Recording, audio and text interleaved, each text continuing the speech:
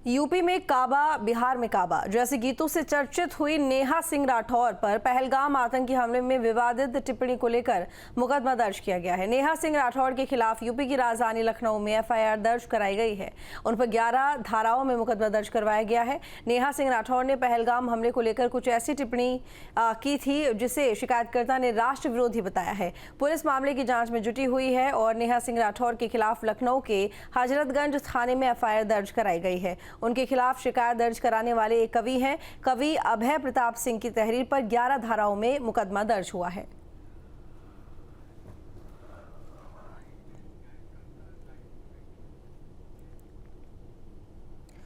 तो बता दें आपको कि कवि अभय प्रताप सिंह जिन्होंने इस मामले को लेकर मुकदमा दर्ज कराया है नेहा सिंह राठौर पर, तो यूपी में काबा, बिहार में काबा जैसे गीतों से चर्चित हुई नेहा सिंह राठौर पर पहलगाम आतंकी हमले में विवादित टिप्पणी को लेकर मुकदमा दर्ज किया गया है। नेहा सिंह राठौर के खिलाफ यूपी की राजधानी लखनऊ में एफआईआर दर्ज कराई गई है। उन पर 11 धाराओं में मुकदमा दर्ज करवाया गया है। नेहा सिंह राठौर ने पहलगाम हमले को लेकर कुछ ऐसी टिप्पणी की थी जिसे शिकायतकर्ता ने राष्ट्र विरोधी बताया है। पुलिस मामले की जांच में जुटी हुई है। तो इस वक्त हमारे साथ में शिकायतकर्ता अभय प्रताप सिंह जुड़ गए हैं। स्वागत है आपका न्यूज स्टेट पर अभय जी।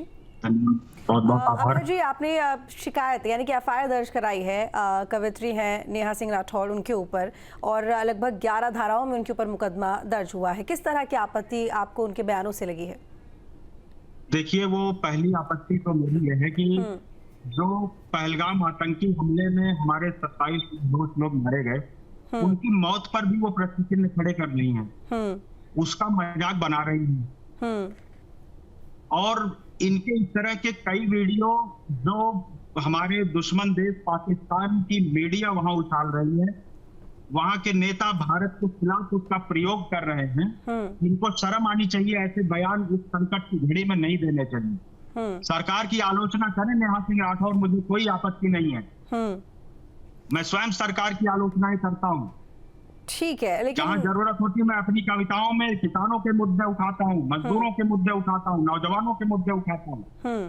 लेकिन जब आज देश को संकट की इस घड़ी में एक रहने की जरूरत है, तो सबको एक रहना होगा। हमें अगर कोई भी इस तरह की गतिविधि या कोई भी बयानबाजी जो देश के मान और सम्मान को चोट पहुंचाएगी, तो मैं एक सैनिक का बेटा हूं, मेरा दर्द बड़ा हुआ और मैंने बाबा साहब डॉक्टर भीमराव अंबेडकर जी द्वारा दिए गए संविधान का सहारा लिया, कानून का शरण लिया और मैंने कानूनी कार्रवाई के लिए निवेदन किया।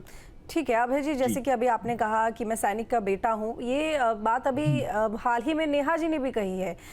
नेहा सिंह राठौर का कहना है कि यहाँ जितने भी राजनेता हैं उनके घर से शायद ही कोई सेना में होगा जितने हमारे परिवार से लोगों ने इस देश के लिए जान दे दी है, इसलिए मेरी देशभक्ति पर सवाल उठाना बिल्कुल गलत है। इस तरह के बयान उनकी तरफ से दिए गए हैं। देखिए, हम एक तो देशद्रोह का काम करें और हमारे ऊपर सवाल ना उठा जाए, ये दोहरी मानसिकता, दोहरे चरित्र वाली बातें तो बिल्कुल स्वीकार नहीं होंगी। मैं उनके परिवार के लोगों का सम्मान करता हूं। मेरे परिवार में मैं स्वयं, मैंने बताया, सैनिक का बेटा हूं। मेरे अगर आप रिश्तेदार गिनने लगेंगे उनकी तरह, तो उनके यहाँ 14, मेरे यहाँ 22 लोग सेना में हैं।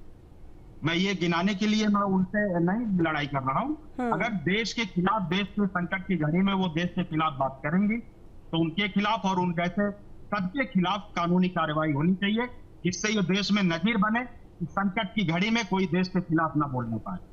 अभय जी, मैं पर्टिकुलरली इस बात पर थोड़ा फोकस करती हूँ। आप बार बार कह रहे हैं देश के खिलाफ। अब देखिए, ये जो पहलगाम हमला हुआ, इसमें कुछ बातें सामने आई और कहीं ना कहीं इस बात को देखिए सरकार की तरफ से भी कहा जा रहा है कि इंटेलिजेंस फेलियर को तौर पर इसको देखा जा रहा है कि वहां पर आखिर हमारे सुरक्षा बल तैनात क्यों नहीं थे, क्या इसकी जानकारी किसी को भी नहीं लगी? मैं बताऊं क्यों? एक सेकेंड अभय जी, मैं अपना सवाल पूरा कर लूँ, उसके बाद जरूर आप अपना जवाब दीजिएगा। और इसके बाद ये भी कि वहाँ पे इतने सारे पर्यटक थे, वहां पर सुरक्षा बल मौजूद नहीं थे, इसके बारे में पहले से जानकारी क्यों नहीं थी?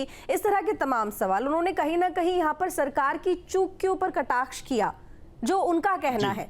अब आप बताइए यहाँ पर कि आप कह रहे हैं देश विरोधी बातें, आप जरा इसको थोड़ा सा यहाँ पर स्पष्ट कीजिए। देखिए, चूक हुई है और सरकार इस समय पाकिस्तान से, जो उसमें संलिप्त लोग हैं, उनसे बदला लेने की तैयारी कर रही है। पाकिस्तान के खिलाफ कड़े कदम उठाए गए हैं, सरकार अपना काम कर रही है। लेकिन अगर बात आई वहां पे सेना क्यों नहीं थी, तो मैं जो मेरी थोड़ी सी जानकारी है मैं उसके अनुसार आपको बता दूं कि पहलगाम का वो ऐसा क्षेत्र था जिसे 2009 में वहां की ही तत्कालीन सरकार ने सबसे सुरक्षित जोन घोषित करते हुए वहां से सेना हटाने का, सुरक्षा हटाने का एक वहां पे आदेश दिया। इसके अनुसार वहां पे सेना नहीं थी। ठीक है। और बाकी जगहों पे हर जगह सेनाएं हैं, सेना चप्पे चप्पे पे। लेकिन अभय जी, इंटेलिजेंस भी तो कोई काम करता होगा। बिल्कुल, ये इंटेलिजेंस की चूक है, इंटेलिजेंस पे सवाल बिल्कुल होने चाहिए। ठीक है। लेकिन उस पे सवाल मैं नहीं बर्दाश्त करूंगा। अगर वहां निर्दोष लोग मारे जा रहे हैं, उन पर ये प्रश्न चिन्ह कर। जी ठीक है अभय जी, चलिए आपका बहुत शुक्रिया, आप हमारे साथ में जुड़े, अपना वक्त दिया।